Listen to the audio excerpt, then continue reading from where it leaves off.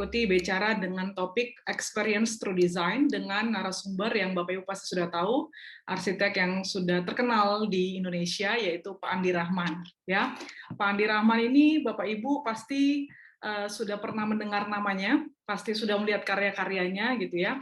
Dan kita ingin tahu lebih lanjut tentang Pak Andi Rahman ini, yang kita tahu bahwa Pak Andi Rahman ini adalah juga founder daripada Andi Rahman Arsitek, yang berdiri sejak tahun 2006, yang didirikan bersama dengan koleganya. Kemudian sebenarnya Pak Andi ini juga kalau tidak salah sudah menulis 4 buku ya, selain Ngekos ini. Nanti mungkin boleh dikoreksi oleh Pak Andi.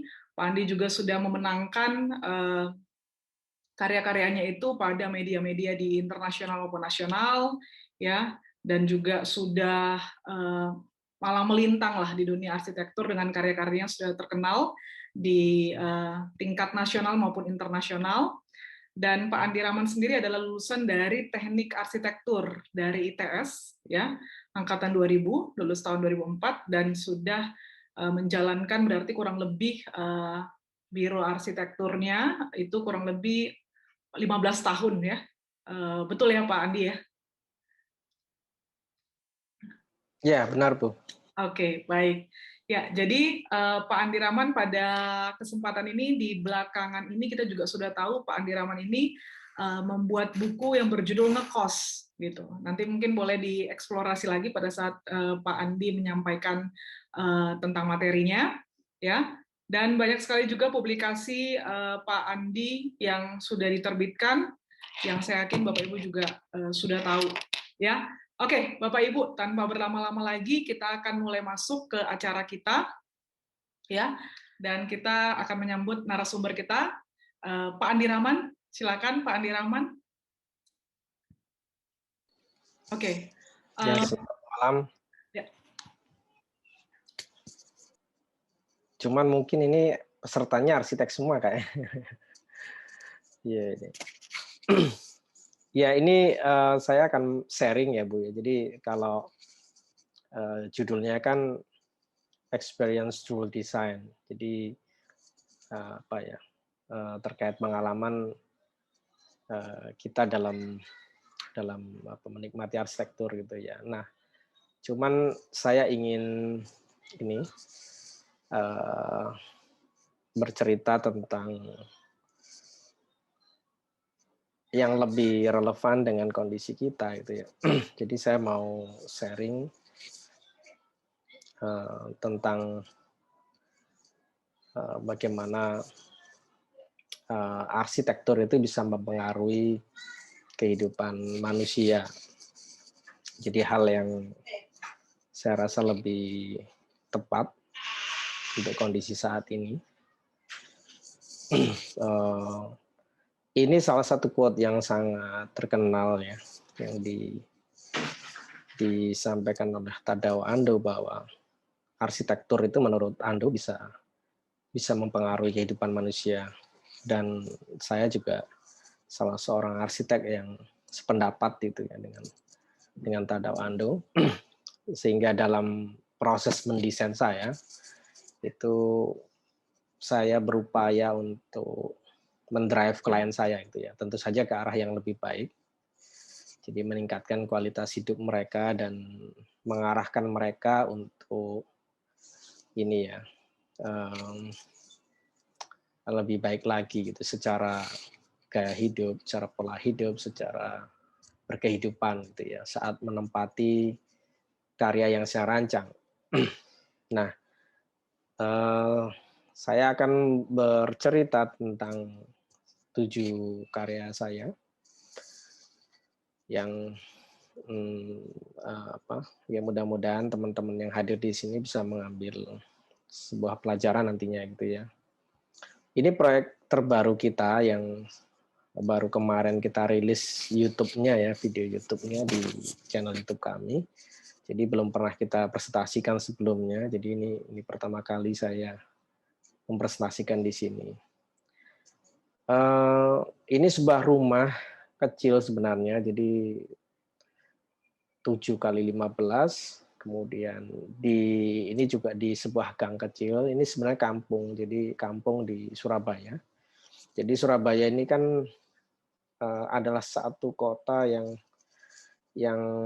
kampungnya itu masih lestari ya sampai sekarang karena pemerintahnya mensupport gitu ya. Jadi Bu Risma sangat mendukung kampung-kampung yang ada di Surabaya dan support terus gitu ya. Banyak sekali mengadakan kegiatan yang intinya memberi penghargaan atau apresiasi kepada kampung-kampung itu sendiri yang bisa menjadi salah satu bagian terpenting dalam perkembangan sebuah kota gitu ya. Jadi bukan dimusuhi atau digusur tapi dilestarikan. Nah, ini salah satu kampung yang juga dari informasi dari klien, kampung ini juga mendapatkan penghargaan tahun kemarin, masuk dalam 50 kampung terbaik ya di Surabaya itu ya. Jadi lebar jalannya cuma 3,5 meter, kemudian tapi juga sudah ya bersih, kondisinya bersih meskipun ini jadi karena cuma 3,5 meter, mobil kan tidak bisa papasan, jadi ini satu jalur. Ini proyek yang kami desain gitu ya, yang memang kondisinya memang dalam sebuah kampung. Nah, ada satu hal yang coba kami masukkan di sini ya, karena proyek ini juga dalam proses pembangunannya itu terjadi COVID gitu ya. Jadi proyek yang kami kerjakan saat COVID, saat pandemi berjalan, sedang berlangsung gitu ya, sehingga ada beberapa komunikasi dengan klien yang akhirnya rumah ini ketika pelaksanaan itu kita coba drive gitu menjadi sebuah rumah yang merespon pandemi, karena saya dan klien sama-sama sepakat bahwa rumah ini sebaiknya kita sempurnakan lagi desainnya dari desain awal karena kondisi yang sedang berkembang saat ini, sehingga rumah ini bisa menjadi lebih lebih adaptif terhadap kondisi yang terjadi sekarang gitu ya. Nah, di Surabaya sendiri ini di banyak kampung itu ini contoh ya yang kami ambil. Ini di lokasi kampung klien saya, jadi di satu gang itu ada badukan gitu ya. Jadi badukan ini sebenarnya kan semacam tempat duduk gitu ya, yang fungsinya sebagai batas teritori gitu ya. Pagar tapi rendah dan bisa diduduki gitu ya. Jadi dari semen biasanya seperti ini. Yang fungsinya sangat multifungsi, jadi bisa untuk duduk-duduk, bisa untuk ngobrol, bisa untuk pembatas dari sebuah teritori rumah, kemudian kadang untuk menjemur sesuatu gitu ya. Jadi berbagai macam fungsi yang sebenarnya sangat menarik ya. Dan kami mencoba untuk menggali itu gitu ya. Jadi potensi badukan yang sebenarnya sebuah tradisi yang sangat-sangat menarik. Jadi badukan ini seperti ini ya. Jadi bisa untuk duduk-duduk, bisa untuk membatas teritori, kemudian untuk ruang komunal gitu ya, untuk dan sebenarnya dia bisa difungsikan sebagai ruang tamu sebenarnya. Jadi tidak tamu itu kalau tidak terlalu penting atau saudara gitu ya diterima di situ sebenarnya cukup. Dan ini sangat tepat dalam merespon pandemi gitu ya, di mana tidak perlu menerima tamu masuk ke dalam rumah karena sama-sama beresiko ya. Tamunya beresiko, penghuni rumah juga beresiko, sehingga akan sangat lebih tepat gitu bila tamu itu diterima ya di luar saja, di luar rumah gitu ya, nggak perlu masuk ke dalam rumah.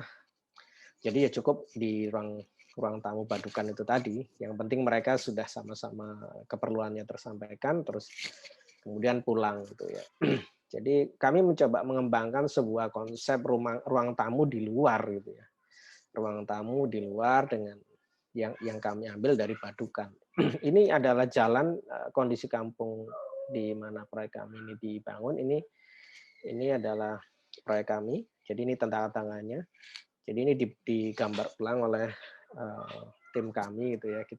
Kita riset di sana di kampung itu. Dan ini adalah badukan yang kami desain gitu ya. Jadi kita letakkan ada wastafel di sisi paling dekat jalan. Jadi tamu itu sebelum masuk dia akan mencuci tangan dulu, kemudian dia akan diterima klien duduk di luar di sini. Jadi terjadi sebuah proses diskusi di situ gitu ya.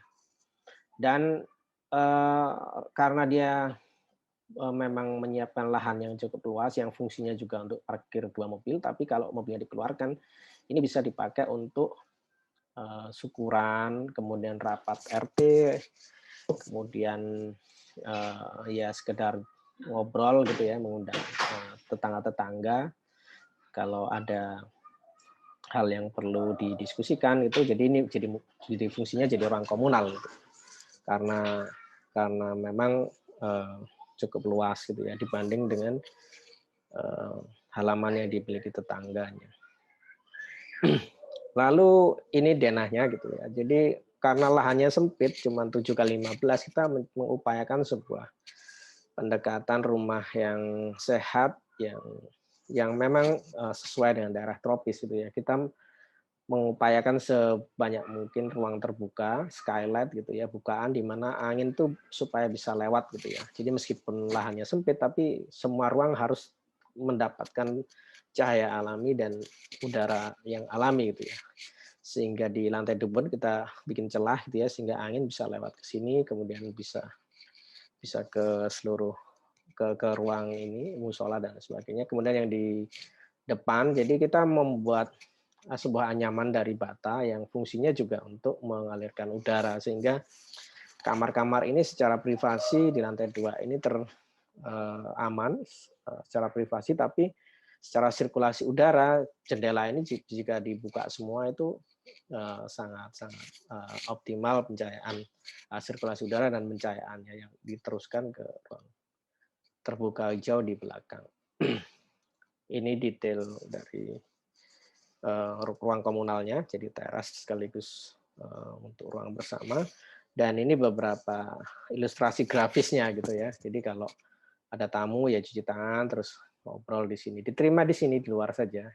Jadi ini konsepnya ya Badukan yang ada di kampung itu yang kita sesuaikan dengan desain rumah ini. Jadi kalau bisa seperti ini gitu ya. Jadi tidak perlu masuk ke dalam rumah. Dan ini kalau terjadi ini ya syukuran atau cangkruan gitu ya, tinggal beri digelar tikar sudah di situ. Jadi Padukan tadi bisa jadi semacam pantry-nya gitu ya. Dan ini desain rumahnya. Jadi lebarnya cuma 7 meter, ke belakang 15 meter. Ini masuk ya, jadi langsung diterima oleh wastafel. Kemudian ini yang Badukan itu. Jadi seperti ini kondisinya. Jadi ketika ada tamu ya diterima seperti itu. Jadi ngobrol di luar seperti itu tanpa masuk ke dalam rumah. Jadi ini usulan kami terhadap merespon pandemi, bahwa ruang tamu itu tidak perlu sekarang lebih aman atau lebih baik lagi kalau ruang tamu itu sebenarnya di luar. Di luar. Ini ketika masuk ke dalam rumah jadi tidak ada partisi itu ya. Jadi karena ini jadi ruang keluarga, karena tidak ada ruang tamu, karena memang lahannya sempit. Jadi ini jadi ruang keluarga, kemudian ini jadi ruang makan, pantry di sini, dapur di sebelah kiri. Jadi ini ya, jadi lounge ke belakang ini adalah sirkulasi udara, dan ini yang paling penting ya, inner courtyard ini yang harus ada untuk memenuhi standar rumah sehat, karena dengan adanya ruang terbuka hijau seperti ini, maka sirkulasi udara itu bisa berjalan secara optimal, tidak ada ruang yang gelap, pengap, di mana virus bisa hidup di situ, kemudian udara selalu berganti, dan terang langit bisa masuk, jadi sinar matahari bisa masuk ke sini. Ini juga demikian, jadi kita membuat banyak sekali skylight yang fungsinya untuk menerangi rumah, dan cahaya matahari bisa masuk sampai ke dalam gitu ya, supaya yaitu bakteri bisa cepat mati dan lebih sehat, tidak ada ruang yang gelap dan pengap gitu ya. Di sisi yang lain kita juga mensupport pengrajin material lokal gitu ya. Kita mengajak pengrajin material lokal itu yang home industry yang kecil-kecil itu untuk membuat material-material custom yang kita propose untuk tujuan-tujuan tertentu gitu ya. Salah satunya adalah ini bata trapesium ini. Jadi bata yang sudah punya lubang dan bentuknya trapesium ini kita bikin secara custom bekerja sama dengan pengrajin material lokal yang salah satu tujuan kami adalah untuk mengangkat mereka atau mensupport bisnis mereka gitu ya. Ini adalah material bata trapesium tadi ya, yang karena dia bentuknya trapesium maka ekspresi dari batanya sendiri ketika disusun itu berbeda ya, seperti anyaman bambu jadinya. Ini secondary skin dan ini kamar-kamar yang di lantai 2 dan ini ketika malam ya. Jadi seperti ini rumahnya. Lalu ini proyek kedua, Omah Boto. Jadi mungkin teman-teman kalau ada yang sudah punya buku Nata Bata, proyek ini saya ulas tuntas di situ gitu ya. Tapi yang saya ceritakan saat ini adalah Omah Boto ketika merespon COVID gitu ya. Jadi rumah ini saya rancang sebelum COVID selesai tahun 2019 gitu ya. Tapi ketika COVID ada beberapa hal yang ternyata dari pengalaman klien menempati rumah ini setelah kita interview itu rumah ini cukup responsif ya, cukup tanggap terhadap kondisi yang terjadi saat ini yaitu COVID gitu ya. Sehingga klien bisa selama COVID kemarin, selama work from home, kemudian nggak bisa kemana-mana itu mereka tetap enjoy gitu ya, tetap nyaman gitu ya. Dan ini yang mau saya ceritakan. Jadi rumah Omah Boto ini memiliki lahan yang dibanding dengan kebutuhan luasnya itu tidak terlalu luas gitu ya, karena kebutuhan ruang yang diharapkan klien untuk rumah beliau ini sangat-sangat banyak. Sehingga kami berupaya mungkin meskipun dengan kondisi ruang yang banyak tadi, kompleks tadi, kita tidak membuat bangunan yang nempel ke tetangga gitu ya. Masih kita bikin celah, kita bikin ruang terbuka di beberapa sisi sehingga rumah ini lebih sehat karena semua ruang secara prinsip seperti yang saya jelaskan di awal bahwa semua ruang selalu mendapatkan pencahayaan alami dan sirkulasi udara alami gitu ya. Jadi ini posisi rumahnya itu di tengah, kemudian di samping-samping itu adalah fungsinya untuk pencahayaan alami dan sirkulasi udara alami. Nah, ketika terjadi COVID, maka yang terjadi seperti ini. Ini respon dari rumah tersebut yang dilakukan oleh klien kami itu ya. Jadi rumah Omah Boto ini memang dari awal punya 2 akses. Ini adalah akses untuk tamu. Jadi akses untuk tamu itu tidak masuk ke dalam rumah, tapi dia di luar ya, dibelokkan ke kanan, terus naik ke tangga, dan di sini. Jadi dia punya teras yang memang di luar posisinya. Jadi sama seperti rumah pertama tadi, tapi rumah ini kita desain sebelum COVID gitu ya. Jadi ruang terasnya, ruang tamunya itu benar-benar di luar, tidak masuk ke dalam rumah. Jadi sehingga rumah ini memang secara nature itu sudah merespon COVID. Kemudian ada, nah ini jadi yang hijau ini jadi ruang olahraga yang dipakai klien oleh klien dan keluarganya sebagai ruang keluarga. Terus kemudian ini teras tadi dan ruang di lantai 2 itu jadi kantor ya, jadi ruang belajar, kantor seperti itu. Ini rumahnya, jadi sama seperti yang tadi ya. Jadi kita memang mengembangkan arsitektur yang merespon iklim yang ada di Nusantara tropis ya. Jadi dindingnya selalu berongga gitu. Itu wastafel di situ, kemudian naik. Nah di sini ruang tamu. Jadi ruang tamunya benar-benar di luar ya, dan ini open gitu ya. Angin lewat, semuanya lewat, sehingga tamu tidak perlu masuk, ya diterima di sini cukup, kalau sudah selesai mereka akan pulang, tidak perlu masuk ke dalam rumah.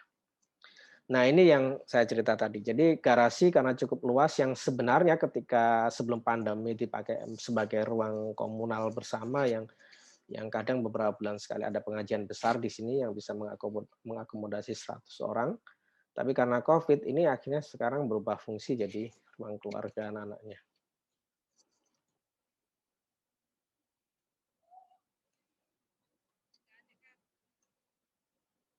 Kemudian lantai 2, di mana memang di situ fungsinya adalah ruang semi private, di situ ada ruang keluarga, kemudian ruang makan, pantry, akhirnya disulap menjadi ruang kerja ya. Jadi disinilah klien sama istri bekerja, menikmati work from home itu ya, yang apa, tetap nyaman.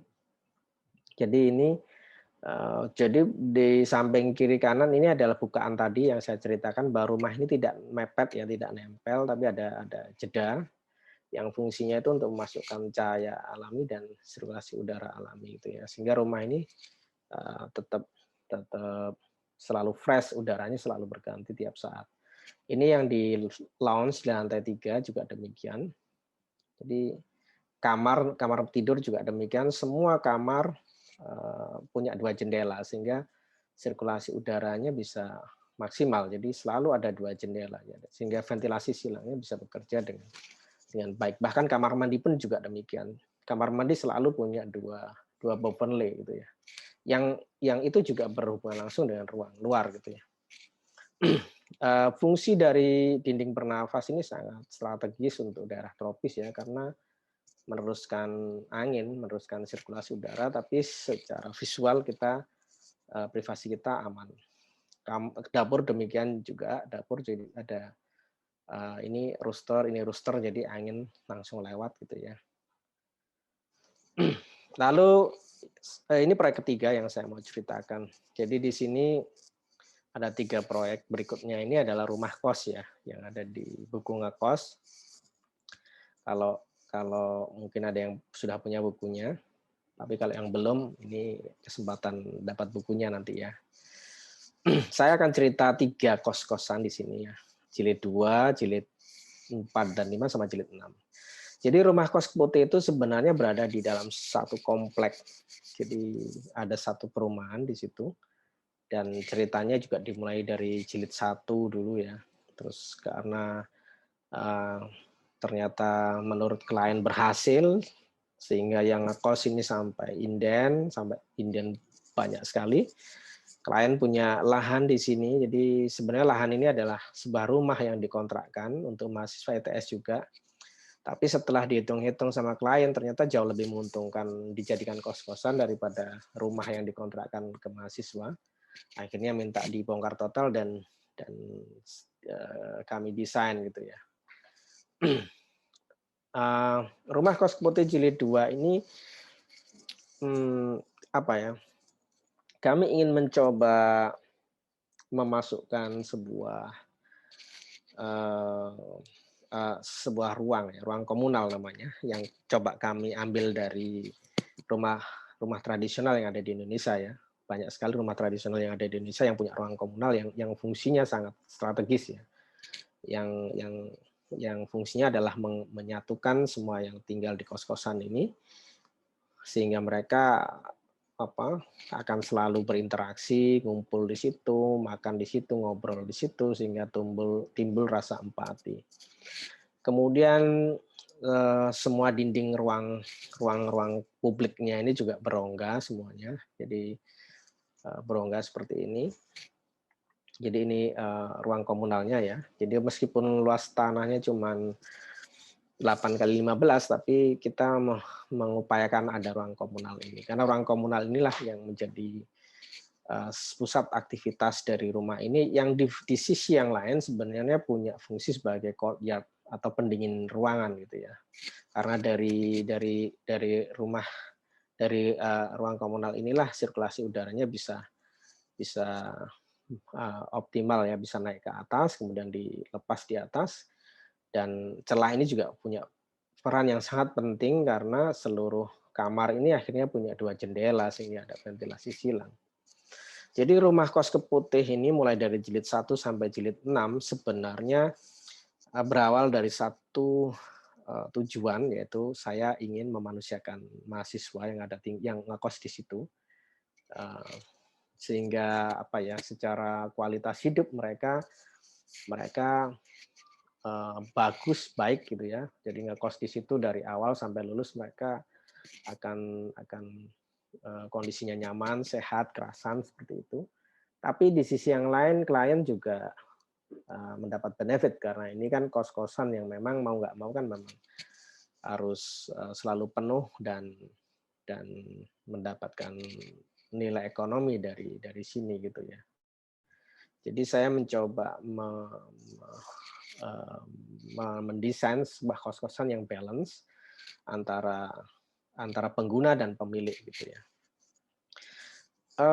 Rosternya sama seperti yang awal. Jadi semua proyek ini kami konsisten ya. Jadi memegang dinding bernafas yang kita terinspirasi dari Gedek, kemudian ruang komunal gitu ya, yang punya fungsi penting dan banyak dalam sebuah hunian di daerah di Nusantara. Kemudian ini yang jilid 4 dan 5 juga demikian ya. Jilid 4 dan 5 ini juga punya ruang komunal yang sangat besar di lantai 1 ya.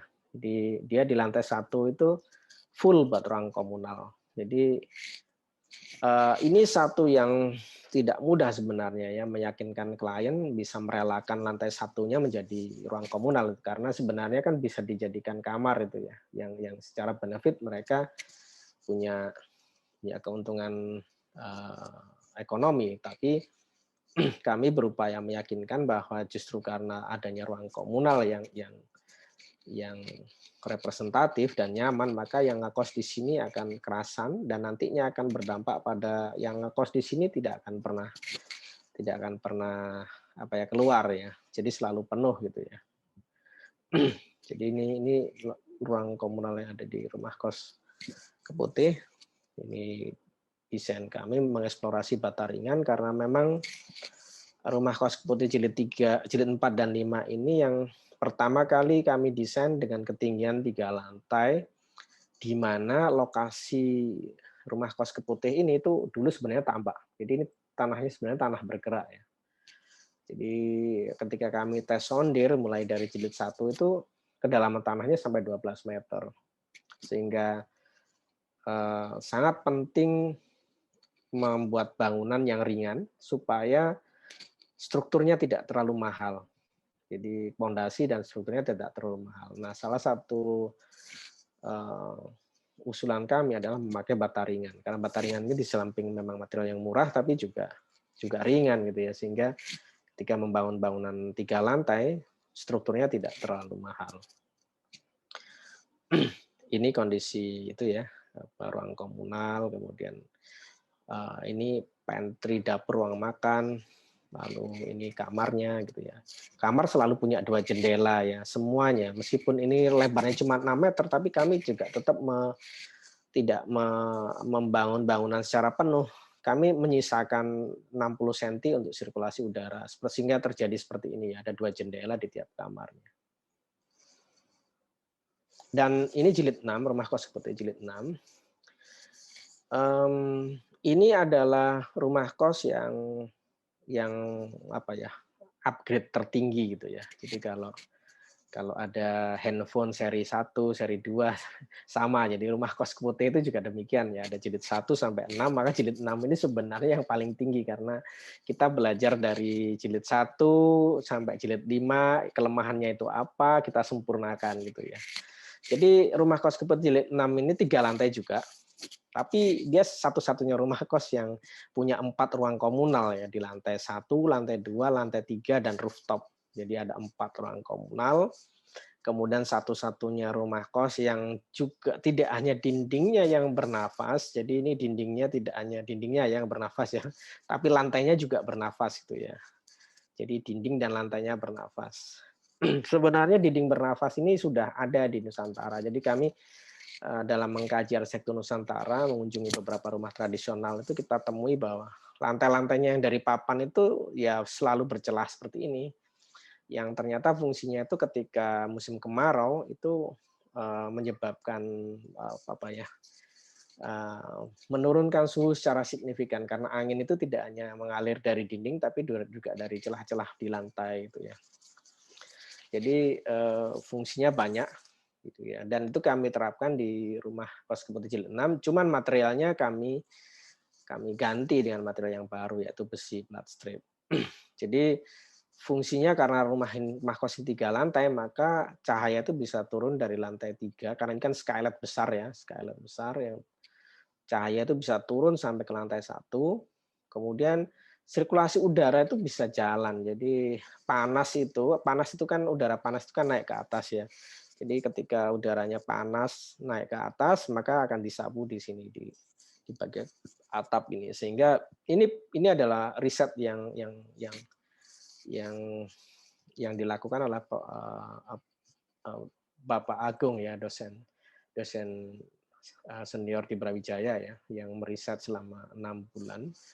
Jadi penurunan suhunya itu di rumah kos Keputih Jilid 6, semua kos-kosan di riset, tapi saya akan berbagi yang Jilid 6. Jadi kalau di luar itu suhu luar itu 31,2 derajat, itu di dalam kamar itu bisa turun sampai menjadi 28,4. Ternyata yang paling membuat rumah kos ini secara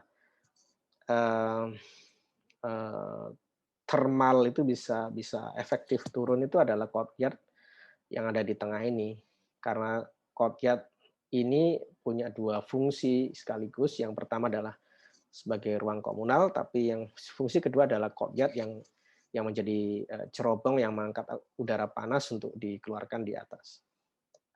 Ini cerobong ruang komunal jilid 2, ini cerobong ruang komunal rumah kos Keputih jilid 6. Jadi ini riset dari Pak Agung, penurunan suhu dari luar ke dalam, perbedaannya ya dari dalam keluar setelah melewati proses itu. Dan ini adalah suasana dalam dari rumah kos Keputih jilid 6. Jadi tidak hanya dindingnya yang bernafas tapi juga ini ya, lantainya gitu ya. Jadi banyak yang bertanya, itu kalau berarti yang pakai high heels nggak bisa masuk dong, atau yang pakai rok nggak bisa masuk dong. Ya memang, karena ini adalah rumah kos laki-laki, rumah kos cowok gitu ya. Jadi kita tidak perlu membuat pengumuman perempuan dilarang masuk gitu ya. Mereka melihat ini saja sudah tidak bisa masuk dan sudah sadar gitu ya. Jadi kita mencoba mendrive melalui arsitektur, melalui desain, tidak perlu membuat tulisan pengumuman gitu ya. Tapi cukup mereka melihat dan merasakan, mereka sudah paham. Oh iya sih, ini memang nggak boleh buat perempuan karena memang ini adalah kos-kosan laki-laki. Tapi kalau memaksa ya silahkan gitu ya.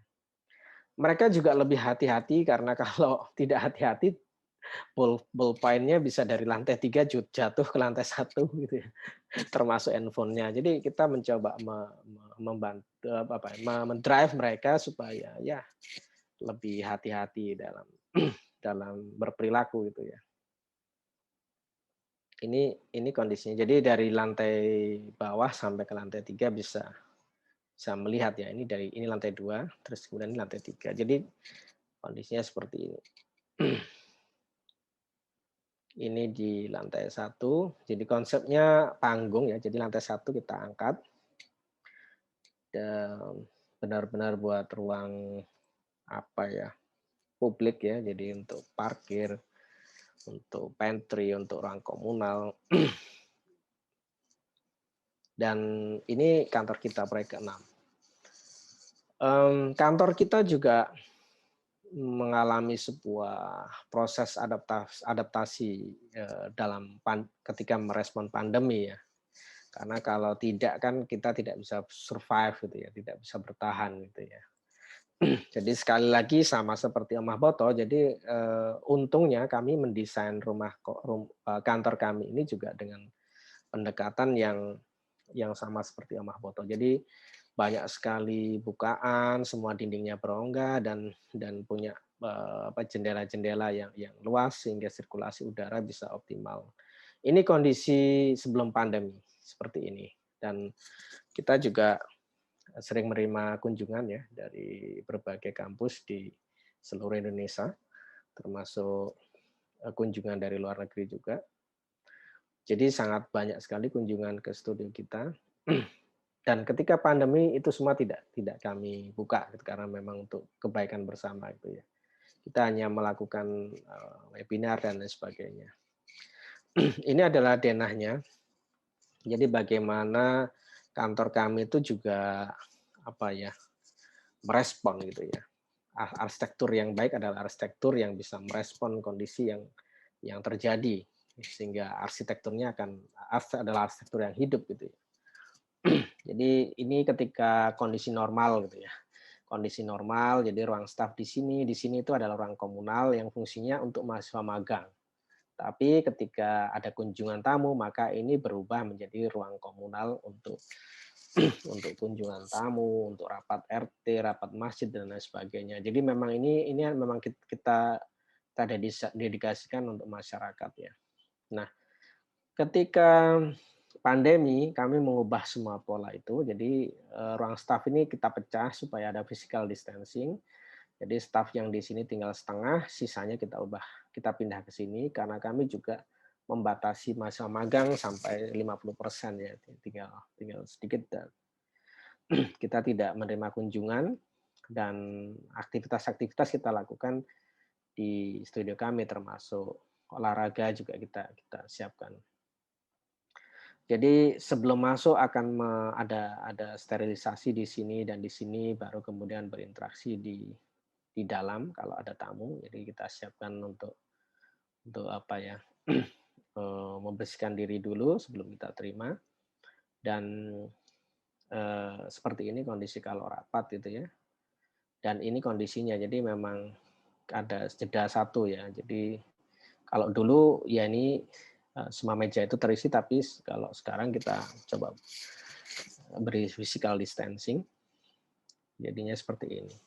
Jadi kalau kalian perhatikan ya kita selalu punya bukaan-bukaan ya supaya sirkulasi udara bisa jalan termasuk juga terang langit. Jadi semuanya tidak ada yang tertutup, semuanya udara bisa lewat.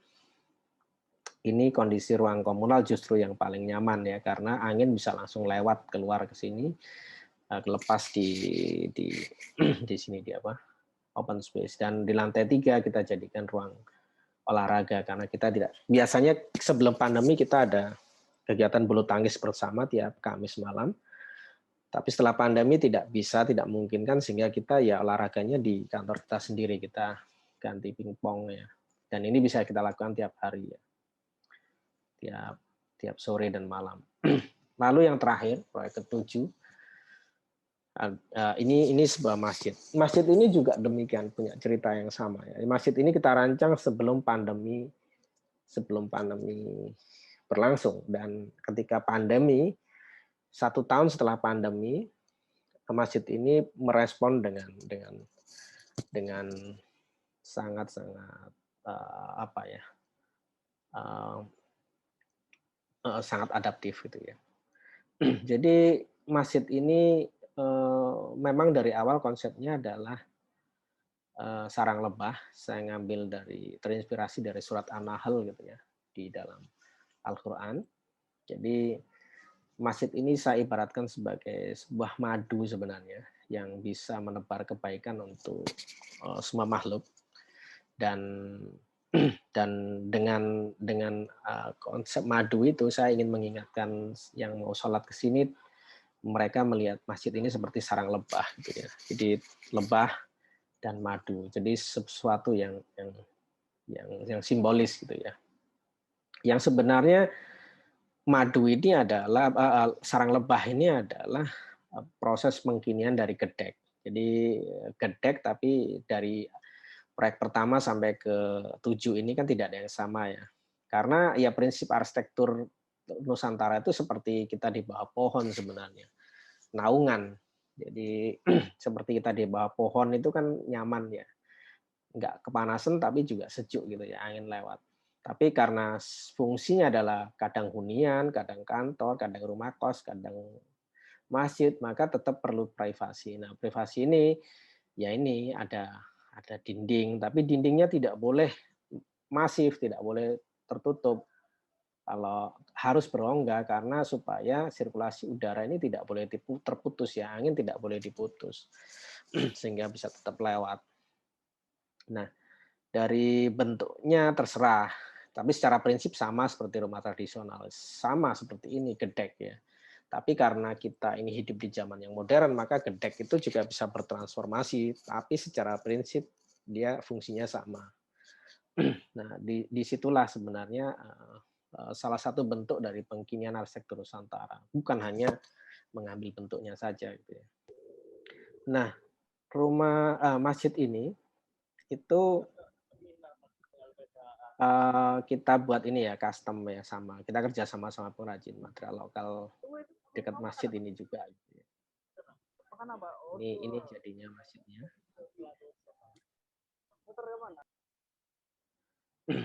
Kita juga mendesain masjid ini dengan ramah difabel gitu ya.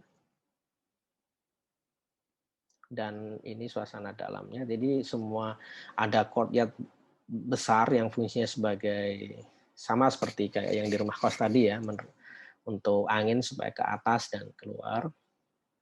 Jadi courtyard dan dinding berongga ini menjadi salah satu paket gitu ya. Jadi pohon juga ada, jadi di dalam bangunan juga ada pohon, di sini juga ada pohon, di pohon besar juga gitu. Dan ini lantai 2-nya. Nah, jadi ini yang saya sampaikan tadi, gedek tadi yang kita transformasikan dalam bentuk yang kekinian.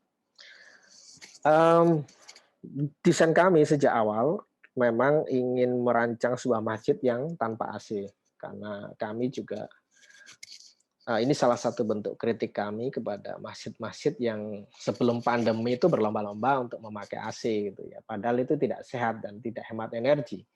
Karena ketika memakai AC maka biaya untuk AC-nya sendiri itu bisa lebih dari 5 juta dan itu kan apa ya, sayang ya uang sebesar itu hanya untuk AC padahal masjid itu kalau kita desain dengan tepat, maka tidak perlu AC, tetap nyaman, tidak panas itu ya. Dan ini adalah satu tujuan saya dalam merancang masjid ini yang memang sangat dalam prakteknya itu tidak mudah gitu ya. Karena orang-orang panitia pembangunan dan takmirnya sendiri juga kebanyakan pengen AC gitu ya. Jadi dalam memperjuangkan masjid ini sampai pada posisi waktu itu kita memberi sebuah solusi desain yang masjid ini bisa tanpa AC bisa pakai AC karena saking mereka tidak pakai AC gitu ya. Tapi kita tetap berjuang tidak perlu AC gitu ya. Akhirnya kita buat sebuah kompromi bahwa karena masjid ini dibangun bertahap maka nggak apa-apa. Sekarang kita bangun tanpa AC dulu. Nanti kalau ada uang baru dibikin kaca-kacanya di dalamnya. Yang usulan kami pun memakai kaca nako sehingga kalau tidak perlu pakai AC, kaca nakonya cukup dibuka semua. Jadi di sini tuh sebenarnya desainnya ada nako sebenarnya di gambar kita ya. Karena itu tadi nako setinggi ini ya, setinggi ini. Jadi kalau mereka pengen AC, nakonya ditutup semua, AC-nya dinyalakan. Tapi ketika nggak pengen AC atau memang nggak panas gitu ya, jadi dibuka semua nakonya, AC-nya nggak dinyalakan. Nah, ketika ada pandemi, ya ini salah satu hikmah juga gitu ya, di mana himbauan dari pemerintah itu kan justru semua masjid yang tertutup dibuka semua kan, jadi harus ada sirkulasi udara supaya virus dan bakteri itu tidak ngumpul di dalam masjid itu karena sangat-sangat berbahaya dan sangat beresiko karena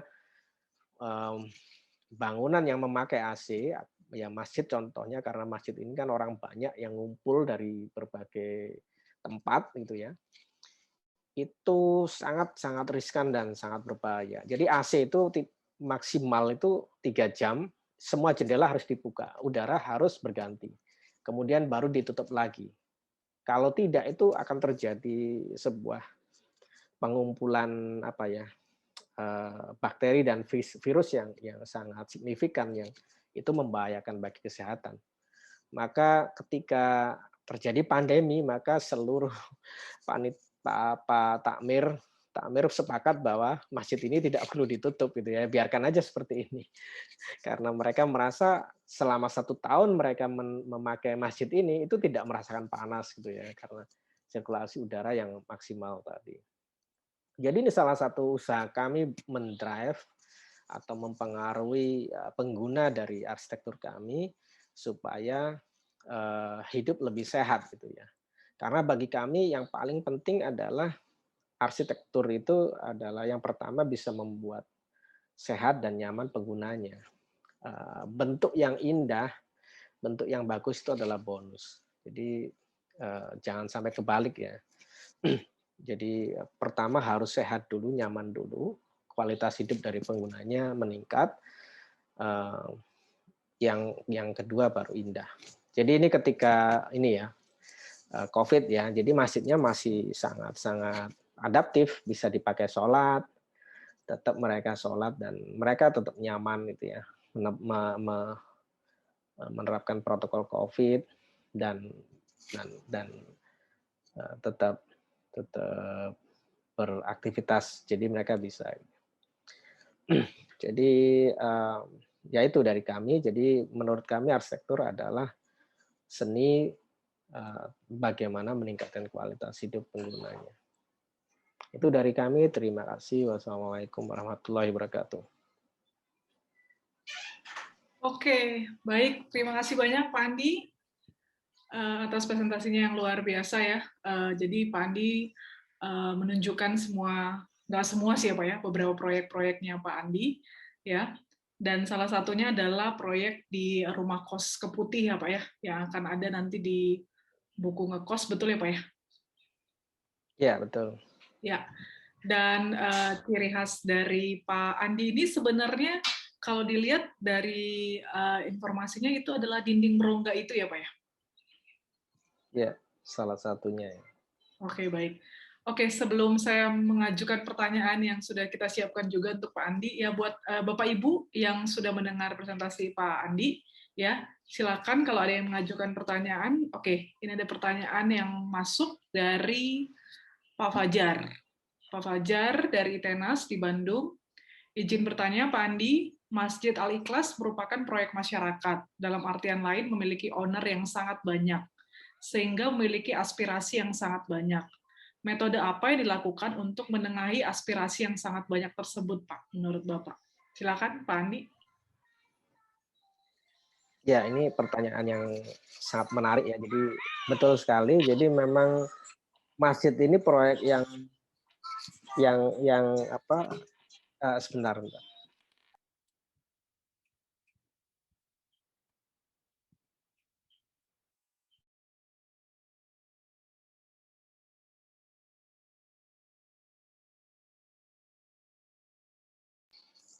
Jadi betul sekali ya, masjid ini memang kliennya sangat banyak, betul. Jadi benar-benar tidak mudah ya, karena keinginan satu jemaah dengan jemaah yang lain gitu ya, bahkan sama-sama internal panitia pembangunan atau takmir itu lain-lain gitu ya. Jadi salah satu trik kami gitu ya, karena kami juga sebelum merancang Masjid Al-Ikhlas ini juga merancang beberapa masjid yang belum berhasil gitu ya, seperti halnya Masjid Al-Ikhlas itu ya. Itu kuncinya adalah di ketua takmirnya.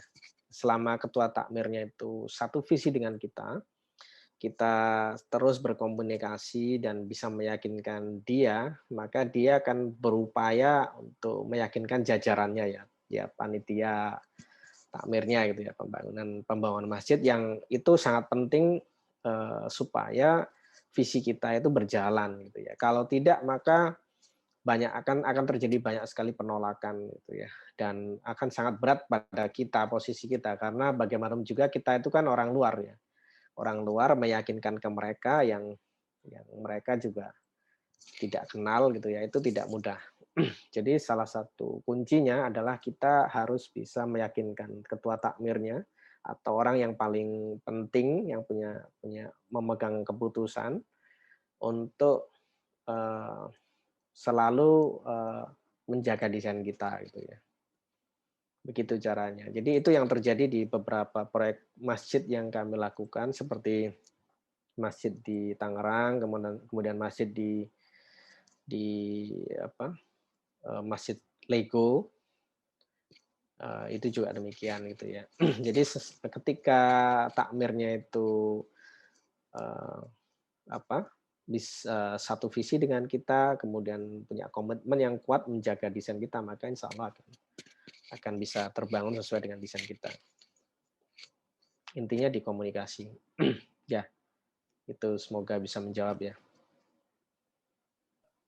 Oke, baik. Terima kasih Pak Andi. Bagaimana Pak Fajar? Semoga jawabannya sudah cukup memuaskan ya Pak ya. Oke, bagi yang lain Bapak Ibu silakan jika ada pertanyaan bisa langsung menulis saja di chat ya. Nanti saya akan menyampaikannya kepada Pak Andi. Ya, sudah terjawab ya infonya dari Pak Fajar. Oke, dari kita nih Pak, boleh tahu nggak kira-kira buku ngekos ini kan pre-ordernya bahkan laris banget ya Pak ya? Udah Ya, habis dengan sangat cepat gitu Pak. Boleh tahu nggak kira-kira motivasinya ya, apa sih Pak dalam membuat latar belakangnya, alasannya kenapa membuat buku ngekos ini Pak? ya, ya. Jadi latar belakang saya menyusun buku ngekos itu sebenarnya ada beberapa ya. Jadi ada karena saya ingin membagikan apa ya, sebuah semangat ya ke teman-teman arsitek muda dan mahasiswa bahwa eh, kita sebagai arsitek itu jangan jangan apa ya, memilih-milih proyek gitu ya. Ketika kita mendapatkan proyek besar, kita memperlakukannya dengan serius gitu ya, dengan sepenuh hati. Ketika mendapatkan proyek prestisius juga demikian. Tapi ketika mendapat proyek-proyek yang dianggap kurang prestisius atau dianggap kecil, biasa, yang tidak dilihat orang gitu ya, kita setengah hati atau tidak serius. Jangan seperti itu. Kita sebagai seorang arsitek yang profesional itu tidak boleh melihat proyek berdasarkan besar kecilnya, prestisius atau tidak. Jadi semua proyek yang kita terima dan kita berkomitmen, bahkan proyek yang tidak dibayar sekalipun, kalau kita memang sudah berkomitmen untuk menerima proyek itu, maka harus dikerjakan dengan sepenuh hati, meskipun tidak dibayar. Karena kita profesional gitu ya. Saya menerima proyek ini dengan segala konsekuensi gitu ya. Jadi dengan demikian maka kita akan bisa menghasilkan karya yang bagus, yang konsisten ya.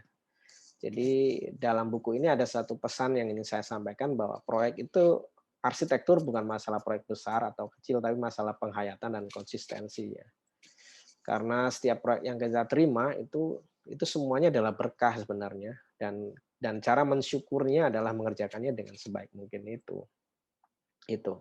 Sehingga meskipun ya rumah kos itu ya, tapi ya kita menghasilkan desain yang dari jilid 1 sampai jilid 6 tidak ada yang sama gitu ya. Meskipun dalam sebuah komplek yang satu, kliennya juga jilid 1 sampai 5 itu juga satu, tapi semuanya berbeda ya.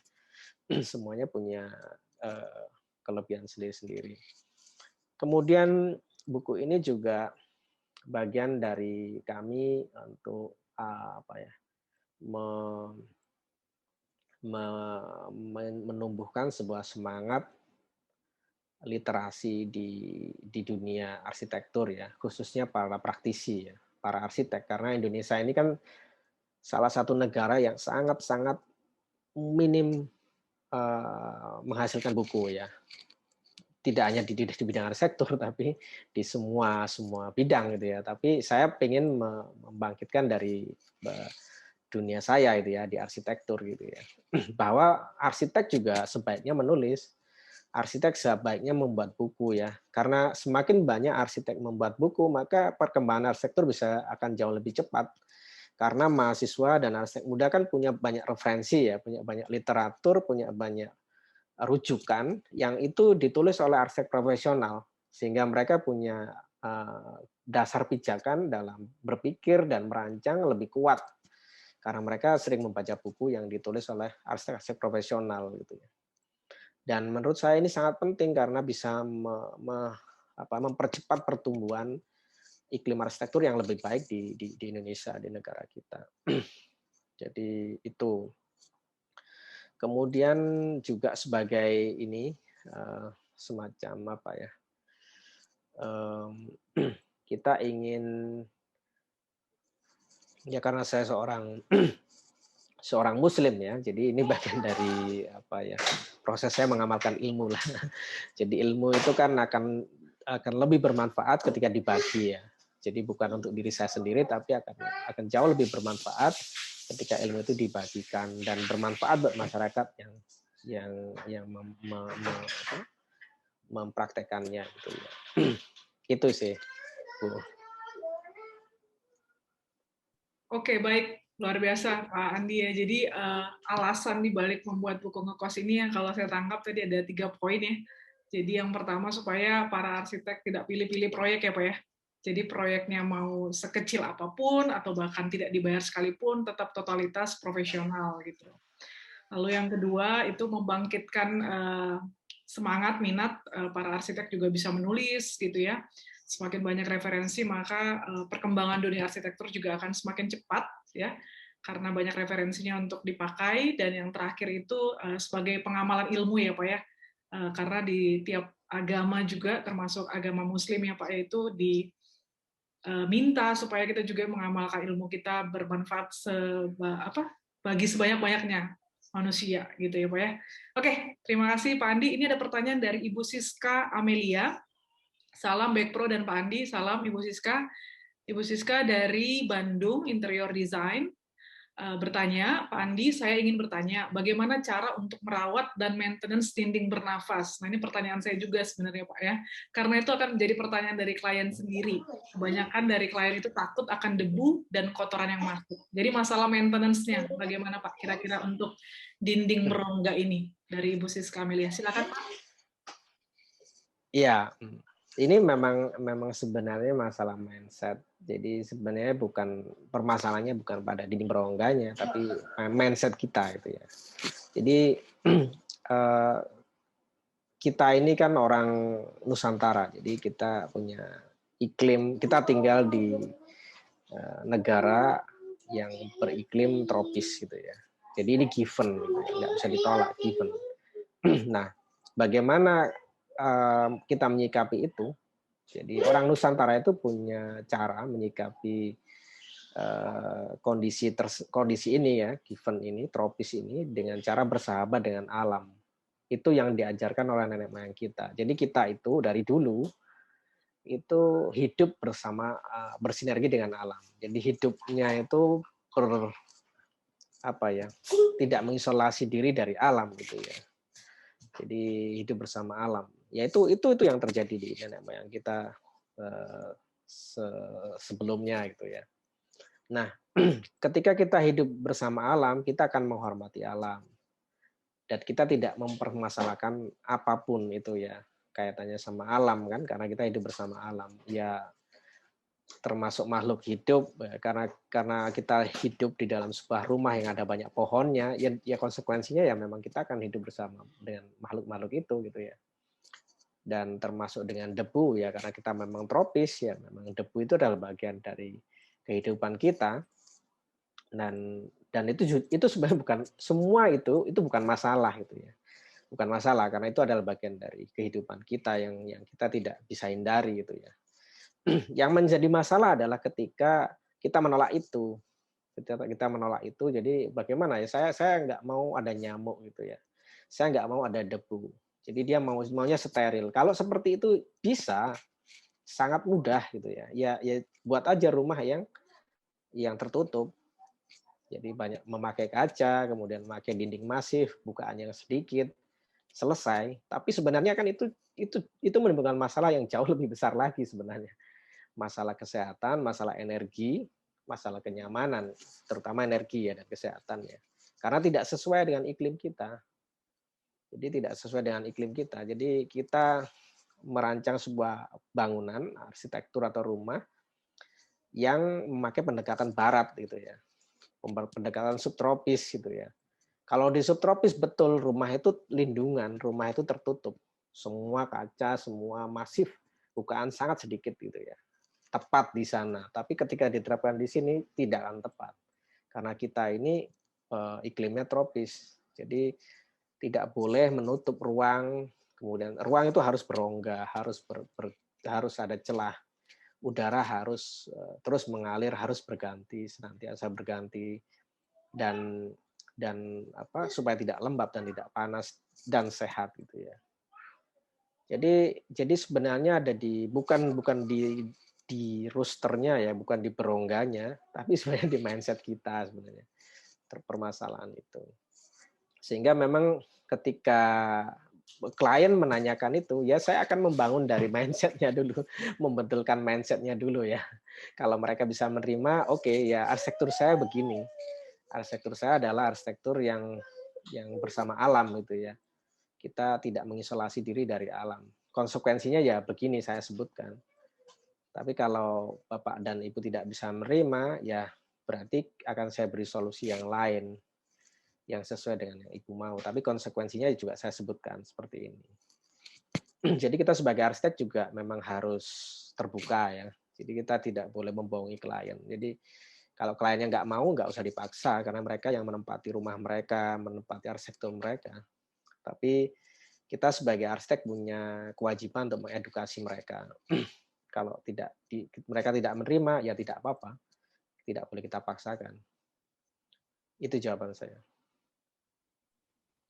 Oke, terima kasih Pak Andi. Jadi masalahnya di mindset ya Pak ya, bahwa intinya kita ada di negara tropis, jadi ya kita juga harus terima keadaan kita dan mulailah beradaptasi dan bersahabat dengan itu ya Pak ya.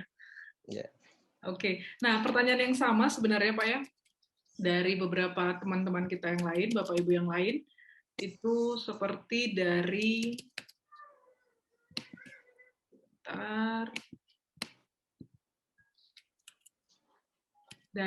Bapak Rizky Andika, ini dari mahasiswa arsitektur dari Unika. Beliau bertanya tentang rancangan pelingkup bangunan Bapak itu menekankan pada desain tropis untuk menanggapi lokasi atau dikatakan adaptif terhadap segi lingkungan. Beberapa penerapan dengan adanya courtyard, adanya tatanan vegetasi alami, dan dinding berongga itu, saya menangkap kalau rancangan dapat berinteraksi dengan konteks lingkungan. Namun dengan demikian, apakah kendala dengan penggunaan konsep seperti itu? Katakanlah kita di negara tropis dengan musim hujan dan panas, apakah ada hambatan seperti serangga, Pak, yang dimungkinkan masuk? Jadi mungkin jawabannya akan kurang lebih sama ya, Pak ya? Atau derasnya intensitas air hujan, ya. Jadi pertanyaan Pak Rizky sepertinya sudah terjawab. Itu pertanyaannya sama juga dengan Pak Inyoman Sunarta. Salam Backpro dan Pak Andi, salam Pak Nyoman, yang bertanyakan juga soal antisipasi serangga ya pada dinding berongga. Sudah terjawab tadi ya Pak Nyoman. Kemudian ini dari Ibu Mustikawati. Ibu Mustika dari ITS bertanya, bagaimana cara memasang bata untuk dinding bernafasnya, Pak? Khususnya bangunan yang batanya keluar-keluar itu, gitu ya. Ada yang keluar-keluar. Selain itu, bagaimana kalau hujan? Apakah tidak berlumut, ya? Dan bagaimana maintenance-nya? Mungkin maintenance tadi sudah terjawab oleh Pak Andi. Mungkin pertanyaannya yang bisa dijawab, bagaimana Pak cara memasang batanya, Pak? Dan kalau kena lumut, bagaimana, Pak? Silakan, Pak Andi. Mungkin saya bisa menjawab yang masalah nyamuk tadi ya. Selain jawaban yang saya sampaikan tadi, saya akan tambahkan gitu ya. Memang betul, jadi beberapa klien kami itu setelah apa ya, rumahnya jadi itu kan minta gitu ya. Pak Andi, saya minta bagaimana supaya dinding berongga ini nyamuk tidak bisa masuk, tapi angin tetap masuk, terang langit tetap masuk gitu ya. Jadi kita mendesain sejak dari awal itu rooster itu sudah kita siapkan kalau sewaktu-waktu klien ingin itu gitu ya. Sehingga ketika klien itu ingin itu, maka kita tinggal menambahkan kasa nyamuk yang custom, kita buat secara custom, kita pasang di rooster kita yang kita buat, kita sembunyikan by design gitu ya. Sehingga orang tidak akan melihat bahwa itu ada kasa nyamuknya, padahal itu ada kasa nyamuknya. Jadi sebenarnya itu bisa didesain dari awal gitu ya. Karena itulah fungsinya kenapa kami selalu merancang bata dan rooster secara custom. Karena untuk kasus-kasus tertentu, maka memang kita harus mendesain secara custom roosternya supaya rooster itu bisa diberi kasa nyamuk yang orang tidak bisa melihatnya secara langsung gitu ya. Jadi secara fungsi dia nyamuk itu tidak bisa masuk, tapi terang langit dan sirkulasi udara bisa bisa masuk, tetap jalan. Itu bisa juga dengan sistem kasa nyamuk knockdown. Jadi yang kita memang desain secara moduler gitu ya, sesuai dengan desain rooster kita, sehingga orang itu sekilas tidak melihat bahwa itu ada kasa nyamuknya karena kita desain gitu ya. Jadi bisa by design bisa, tapi kita taruh di sisi dalam gitu ya, di sisi dalam ruang gitu ya. Yang kasa nyamuk sekarang itu bisa didesain dan bisa dibuat secara custom dan bisa dilepas pakai magnet sehingga nanti bisa berkala secara misalkan 3 bulan gitu ya, bisa kita cuci, kita pasang lagi. Jadi bisa. Jadi secara arsitektur bisa. Itu kalau memang kliennya minta gitu ya. Tapi kalau enggak, kami tidak perlu dikasih kasa nyamuk, justru supaya lebih lepas lagi ya sirkulasi udara dan terang langitnya lebih optimal. Itu. Untuk masalah maintenance, kalau Bapak-Bapak dan Ibu lihat karya kami, kita jarang sekali mengcoating bata dan rooster itu ya. Karena menurut kami ya sama seperti nenek moyang kita ya, arsitektur yang baik itu arsitektur yang apa ya, tidak dibuat-buat, ya alami gitu ya. Jadi lumut itu bagian dari proses bertumbuhnya sebuah karya arsitektur sehingga menyatu dengan alam gitu ya. Jadi sebenarnya tidak ada masalah kalau bagi kami ya. Batanya berlumut, roosternya berlumut, justru lebih menyatu dengan alam gitu ya. Justru nilai seninya di situ gitu ya. Itu untuk klien-klien yang satu visi gitu ya.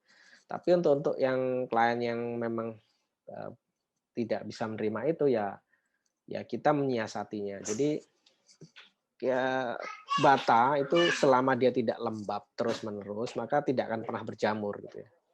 Maka kita selalu membuat sebuah jeda antara tanah dengan bata yang kita ekspos itu supaya tidak langsung nempel di tanah. Karena dengan demikian maka lumut tidak akan pernah bisa tumbuh di situ ya. Karena batanya sendiri punya sifat khusus. Bata ini kan dalam proses pembuatannya kan tanah liat yang dibakar di suhu 1.200 derajat Celcius selama 2 hari 2 malam. Nah, itu membuat sifat bata jadi dari tanah liat berubah. Ketika menjadi bata, porositasnya itu sangat tinggi. Jadi bata itu sangat cepat menyerap air, tapi di sisi yang lain dia juga sangat cepat melepas air gitu ya. Jadi selama dia tidak lembab terus-menerus, maka bata itu tidak akan pernah lumutan, tidak pernah berjamur, tidak pernah berlumut. Apa yang membuktikan itu ya candi-candi yang sudah berumur ratusan tahun itu. Kalau Bapak Ibu pernah ke Trowulan, melihat bata-bata yang ada di candi itu sampai sekarang kan masih aman-aman saja, tidak apa-apa, tidak rapuh, tidak hancur ya. Ya itu karena itu tadi bata punya sifat khusus tadi. Jadi begitu. Jadi kalau masalah maintenance sebenarnya justru kalau kita mengacu pada arsitektur Nusantara itu sangat-sangat gampang ya, low maintenance. Karena arsitektur Nusantara itu tidak perlu repot dicat lagi kayak berkala, di coating, tapi ya dibiarkan aja dia menua dengan baik gitu ya. Justru akan semakin indah ketika dia semakin berumur gitu ya. Ya, itu jawaban saya. Oke, lalu mungkin pertanyaan yang tadi Pak, bagaimana cara memasang bata yang keluar-keluar itu Pak? Oh, kalau masang bata itu gampang, bisa lihat di YouTube kami, channel YouTube Andi Rahman Arsitek, karena saya bagi di situ. Silakan lihat. Karena kalau saya jelaskan agak susah, harus ngelihat. Jadi di YouTube saya bagi sih caranya, cara masangnya, cara menyusunnya gitu ya. Jadi Oke, lihat langsung aja di channel YouTube kami. baik. Nanti cara pasang batanya bisa dilihat ya di YouTube channelnya Pak Andi Rahman Ya, Arsitek ya Pak ya? Andi Rahman Arsitek ya. Oke, baik. Oke, selanjutnya ada pertanyaan Pak dari Pak Gilang. ya. Pertanyaannya adalah bagaimana cara menerapkan nilai lokalitas terhadap material dalam setiap karyanya? Dan supplier material tersebut apakah tergantung jarak lokasi masing-masing karyanya? Bagaimana, Pak? Ya, ini pertanyaan yang menarik. Jadi memang, jadi prinsip sustainable architecture, sebenarnya nenek moyang kita itu sudah menerapkan sustainable architecture. Jadi salah satu prinsip yang paling mendasar dari sustainable architecture adalah low embedded energy. Jadi ketika membangun sebuah bangunan, maka yang material yang dipakai adalah material yang ada di situ, material setempat. Tukang yang membangun juga tukang yang ada di situ, tukang setempat. Kenapa? Karena bila terjadi kerusakan, bila terjadi maintenance, maka kita akan dengan sangat mudah dan sangat murah mendapatkan material pengganti, dan yang mengerjakan adalah orang-orang yang di situ. Jadi mereka pasti bisa gitu ya. Itu prinsip basic prinsip dari sustainable architecture. Jadi kenapa kita selalu mengupayakan ketika arsitektur kita dibangun di daerah A misalkan, maka kita harus menggali dulu informasi di daerah A ini material yang melimpah apa, material yang murah apa yang bisa dijadikan sebagai bahan bangunan. Kita kerjasama sama klien, jadi kita meminta tolong klien untuk mendata dan untuk mencari bahkan sampai belinya gitu ya, belinya sampai harganya. Nah, itu kita harus dibantu itu. Karena itu semua untuk membantu klien saya supaya membangun rumahnya lebih murah, kemudian lebih sustainable gitu ya. Jadi kita seringkali memang ketika klien itu memaksa untuk mendatangkan material dari jauh, kita tidak merekomendasikan. Saya justru tidak menolak gitu ya. Karena jadi sama saja kenapa Bapak mendatangkan bata dari Jawa Timur padahal posisinya di Pekanbaru ya. Proyek kita misalkan di Pekanbaru itu. Jadi karena itu nggak low embedded energy. Jadi biayanya sangat mahal di transportasi. Jangan memaksakan bata di situ karena di situ tidak ada arsitektur bata dan tidak ada bata yang berkualitas.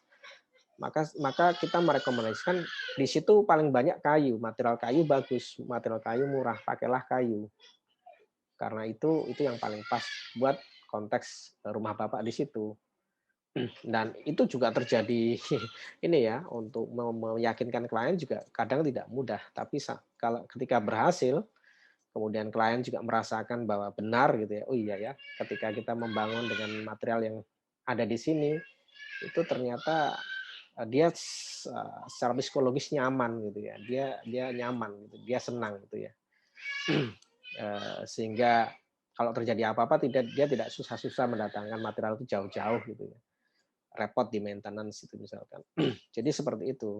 Jadi memang kita sebagai arsitek harus menjadikan klien itu sebagai partner, jangan hanya sebagai objek ya. Jadi dia klien gitu ya, tahu beres gitu, jangan. Jadi kita harus melibatkan dia supaya dia juga merasa memiliki rumahnya atau bangunannya, merasa ada bonding gitu ya, dan mereka akan sangat, kalau itu sudah terbentuk, maka dia mau nggak mau akan sangat serius menjaga proyek itu supaya jadi bagus gitu ya. Karena dia merasa terikat dengan proyek itu gitu. Dia merasa memiliki, ada ikatan emosional di situ ya. Itu salah satu kunci supaya karya kita bisa berhasil ya, supaya karya kita bisa terwujud sesuai dengan desain kita, yaitu membuat klien kita merasa nyaman dan memiliki proyek tersebut. Karena salah satu kunci dari keberhasilan sebuah karya sektor itu adalah klien. Jadi itu pengalaman saya. Jadi selama klien tidak bisa kita pegang, visinya sama dengan kita, itu tidak akan pernah terlahir sebuah karya sektor yang baik. Karena dalam prinsip arsitektur kami, ahli arsitektur yang berhasil itu harus ada 3 elemen yang dalam waktu yang sama dan dalam pemikiran dan visi yang sama, yaitu arsitek, klien, dan pelaksana. Kalau salah satu komponen ini tidak ada atau tidak sevisi, maka karya arsitektur yang baik itu tidak akan pernah terlahir gitu ya. Jadi kita juga tidak boleh egois. Jadi karena ada penentu yang lain yang sangat penting juga, yaitu klien dan pelaksana. Jadi kita posisinya itu setara dengan mereka. Jadi karya arsitektur baik itu ketika arsiteknya happy, kliennya happy, pelaksananya happy. Jadi itu ada karya arsitektur yang berhasil. Ya, itu jawaban saya. Oke, terima kasih Pak Andi. Kita lanjut dari Pak Ahmad. Pak Ahmad bertanya bagaimana sekiranya proses desain pada bangunan dengan fungsi komersial yang dapat menanggapi situasi pandemi. Kemudian bagaimana permainan struktur dinding berongga dalam menanggapi bencana, Pak, ya seperti gempa bumi yang sering terjadi di Indonesia. Silakan, Pak. Ya, sebenarnya kalau menanyakan respon pandemi, ya semua 7 karya yang saya presentasikan tadi adalah contoh karya kami yang responsif dan adaptif ya terhadap pandemi. Jadi sudah saya presentasikan tadi itu. Itu. Kemudian yang kedua yang pernah bertanya masalah gempa, kalau Bapak dan Ibu melihat lebih detail lagi karya kami, sebenarnya pola-pola anyaman rooster dan bata yang kami buat itu selalu ada besi gitu ya, selalu ada besi. Jadi kombinasi antara besi, perekat kayak gitu ya. Yang sebenarnya itu ketika sudah menjadi satu kesatuan sebuah tektonika, maka sifatnya itu seperti anyaman bambu gitu ya. Jadi ketika gempa terjadi, maka dia akan seperti anyaman. Jadi dia lebih fleksibel. Dia akan menjadi satu kesatuan, bukan menjadi satu objek lagi, tapi jadi satu kesatuan. Jadi itu salah satu prinsip yang juga kami kembangkan bersama teman-teman pelaksana kita ya, bahwa anyaman-anyaman bata rooster itu adalah sebuah kesatuan yang bisa merespon gempa karena sifatnya yang seperti anyaman itu. Oke, baik Pak. Ya, jadi pertanyaan yang semirip ya, ini dari Bu Citra juga ya, yang sudah dijawab sama Pak Andi, bagaimana merespon pandemi ya, merancang hunian yang merespon pandemi tadi sudah dijawab oleh Pak Andi. Lalu, namun saya sendiri berada di lahan yang sempit dan padat penduduk. Tadi sepertinya sudah ditunjukkan di proyek pertamanya Pak Andi ya di Trapezioma Ya, ya. Itu sudah ya jelas betul bahwa betul. itu sempit gitu ya, dan sudah di masa pandemi juga sudah disesuaikan dengan konsep Badukan itu ya Pak ya. Ya, Oke, baik. padukan dan membuat banyak sekali ini ya, inner courtyard, skylight, bukaan-bukaan itu ya. Oke, baik. Ini dari Pak Irfan, Pak. Pak Irfan bertanya, apakah kira-kira dalam proyek yang Bapak sudah kerjakan selama ini, kira-kira ada nggak idealisme Bapak yang belum tercapai? Misalkan ingin membuat dinding berongga gitu ya pada hunian di bangunan di rumah sakit atau bangunan lainnya. Lalu apakah menurut Pak Andi, semua bangunan itu bisa menggunakan batu bata, Pak? Silakan, Pak. Ya, ini pertanyaan yang menarik ya. Jadi kalau idealisme belum tercapai ya sering karena ya memang apa ya dalam dalam dalam berpraktek ya kan kita berhubungan dengan banyak sekali apa ya orang kemudian banyak kepentingan ada masalah budget dan lain sebagainya ya. Jadi memang banyak juga karena yang saya presentasikan ini kan yang berhasil saja. Yang tidak berhasil ya tidak saya presentasikan. Itu. Kemudian yang kedua pertanyaannya kalau apakah semua bangunan bisa dibangun dengan bata? Ya bisa. Bisa karena memang bata itu kan sebenarnya seperti sel ya. Jadi seperti sel itu juga salah satu prinsip arsitektur yang kami kembangkan ya. Jadi kita merancang arsitektur sejak dari selnya ya. Jadi itu akan menjadi sesuatu yang akan menarik gitu ya. Arsitektur yang hadir nanti itu bisa bisa tidak bisa diprediksi karena karena dengan sel yang berbeda itu hasil akhirnya akan berbeda. Itu yang sedang kami kembangkan juga sih. Makanya kami selalu berupaya membuat bata yang kita desain dari awal ya, customize gitu ya, dengan bentuk yang khusus karena kita ingin menghadirkan sebuah ekspresi yang tertentu, fungsi yang tertentu seperti itu. Kalau ditanya bisa ya bisa semuanya bisa dipakai, bisa karena itu kan sel ya istilahnya ya. Ya. Oke, baik Pak. Ini 2 pertanyaan terakhir nih Pak dari Bapak Ibu yang ada di sini. Ini dari Ibu Kilda ingin bertanya, apakah secara audial Pak, ya bangunan dengan dinding berongga ini itu nyaman tidak Pak untuk penggunanya? Apakah tidak jadi bising begitu ya, tidak berisik ya dari suara-suara di luar? Dan yang terakhir pertanyaan dari Ibu Syafika. Salam, saya dari Malaysia. Halo Malaysia, Ibu Syafika. Pak Andi, ada suplai bata bernafas itu tidak keluar negeri, gitu ya. Mungkin Bu Syafika di Malaysia juga ingin mendapatkannya. Silakan Pak Andi. Iya, oke. Untuk pertanyaan pertama, apa tadi Bu? Lupa saya. Apakah dinding berongga ini secara audial nyaman tidak? Oh ya, oke, baik. Jadi begini, dinding berongga itu fungsinya bisa kita atur. Jadi kita bisa memfungsikan itu sebagai secondary skin gitu ya. Kalau kita mau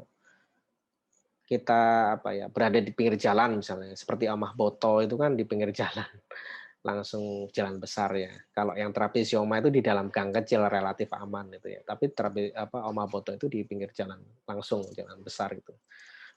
Jadi kalau diperhatikan memang ketika itu di pinggir jalan langsung, maka fungsinya sebagai secondary skin.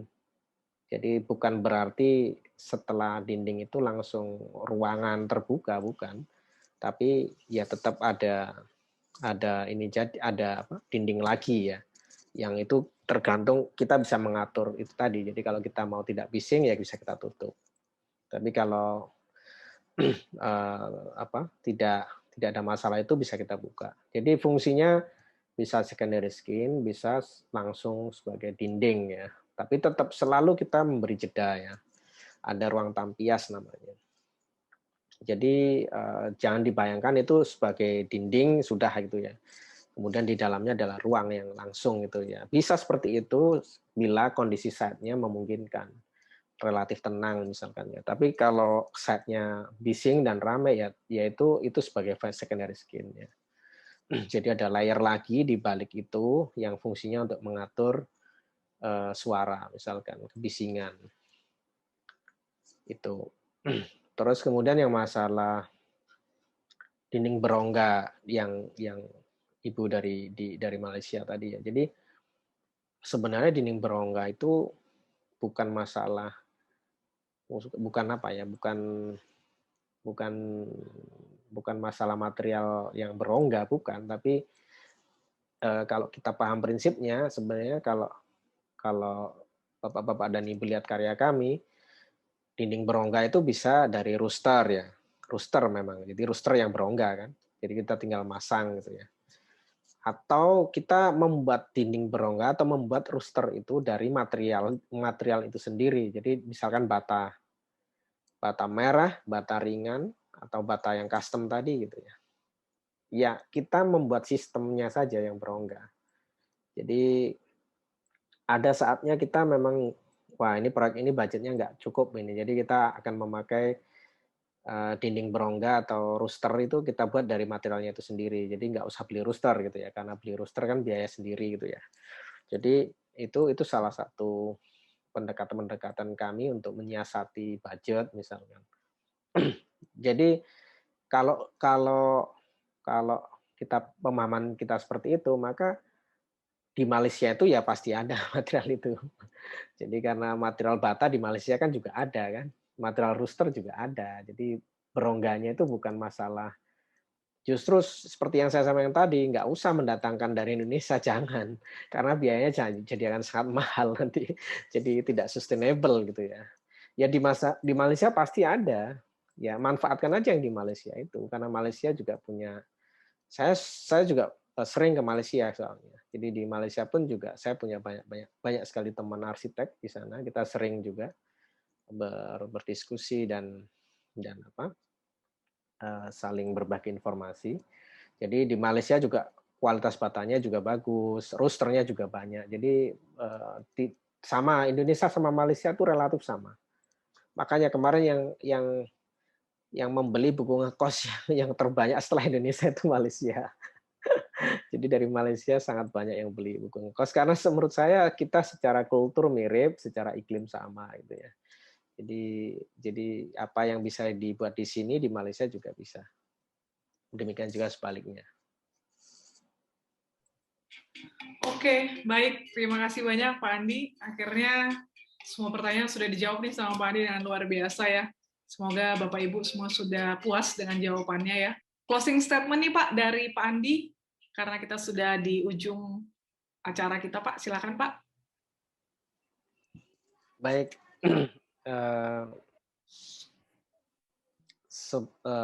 Saya rasa closing statement-nya seperti yang ini ya, di buku kelas saja ya. Jadi ya ini pesan saya buat teman-teman arsitek ya, bahwa bukan masalah besar atau kecil, arsitektur itu bukan masalah besar atau kecil sebuah proyek, tapi semua proyek yang kita dapat itu adalah berkah dari Tuhan dan patut kita syukuri dengan cara mengerjakannya dengan sepenuh hati. Itu sih dari saya, Bu. Terima kasih. Sukses buat kita semua. Saya rasa Sama-sama. Materi yang Bapak sampaikan ini sangat bermanfaat sekali, apalagi peserta ini kebanyakan memang arsitek, desainer interior, dan juga para mahasiswa arsitek ya, dan mahasiswa desain interior. Dan ini bermanfaat buat para mahasiswa dan juga para arsitek dan desainer interior untuk mengamalkan ilmu mereka dalam proyek-proyek yang nantinya juga akan mereka tangani.